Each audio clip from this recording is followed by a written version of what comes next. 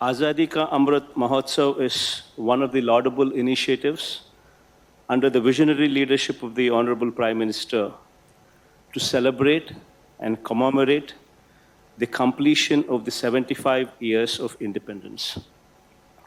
This Mahotsav has rightly provided an occasion to rejoice the nation's glorious past, its cultural, social, economic, and scientific achievements made during the admirable 75 years, and also to reaffirm our commitment to the nation's progress going forward 25 years into the future. We look at the selfless spirit of the freedom fighters with humility and pride. On this occasion, we honor and salute them. I had the privilege of felicitating the freedom fighters from our state of Andhra Pradesh. At the commencement of Azadi Ka Amrit Mahotsav, while commemorating our freedom fighters, I was immensely pleased to visit and pay my respects to Srimati Sita Mahalakshmi, the daughter of late Sri Pingali Venkaya, at her native place. Sri Pingali Venkaya, one of the freedom fighters, was also the designer of the national tricolor flag. The place where Sri Pingali Venkaya Garu presented the tricolor flag to Mahatma Gandhi in 1921 is in Vijayawada, and it now houses archaeological museum named Bapu Museum.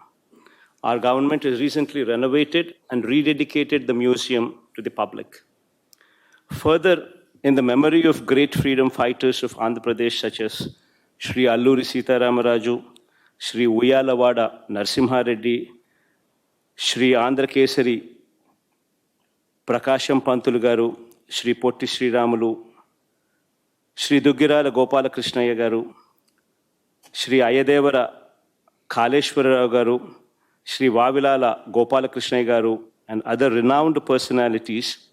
In their memory, we have been conducting Azadi Ka Amrit Mahotsav celebrations every week through virtual and direct events, and thus far we have conducted 908 such programs in our state. This gives us the opportunity to not only celebrate the selfless lives of the freedom fighters, but to also enable the younger generation to draw inspiration from their lives. Consequently, our endeavor of involving people from all walks of lives and inspiring patriotism in them is being fulfilled. This occasion offers us an opportunity to look back at our nation's journey. As a nation, we have progressed remarkably during these 75 years, and in particular, during these 7.5 years. The GDP at constant prices increased from 2.94 lakh crores in 1950-51 to rupees 145.69 lakh crores in 2019-20. India is now the 6th largest economy in the world. At this crucial juncture, when the road ahead offers many opportunities and poses many challenges, I wish to lay special emphasis on two vital elements to unleash the full potential of our nation: sustainable development and reduction of economic inequality. It is imperative that while the needs of the present are met through economic progress, the ability of the future generations to meet their needs should not be compromised. The energy sector plays a very key role in socio-economic development. Over the last 15 years, the country's installed power generation capacity has increased from 1,27,423 megawatt to 3,84,116 megawatt.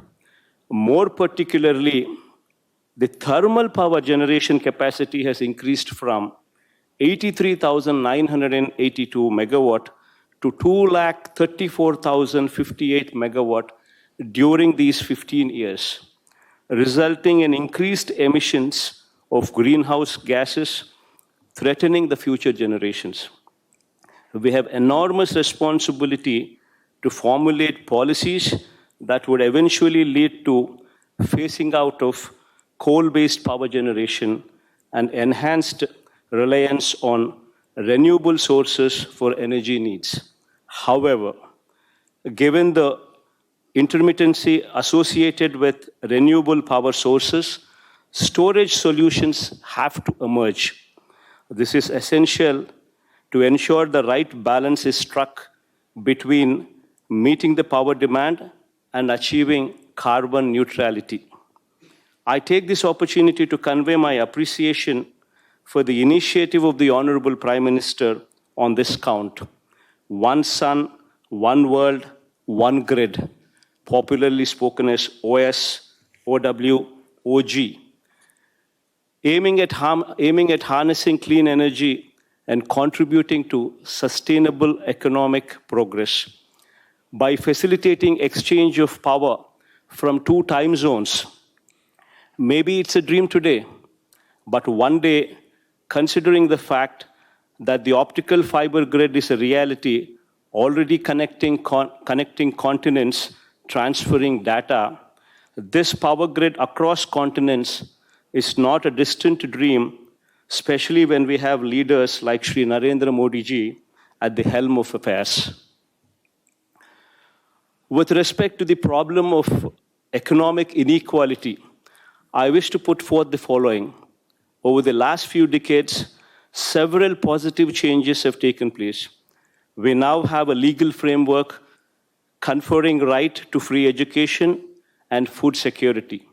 Increased number of our villages are being electrified and fiber connected to these villages with enhanced consciousness for cleanliness and personal hygiene, owing to the central government's resolve under the able guidance of Honorable Prime Minister. However, there is one problem that continues to haunt us.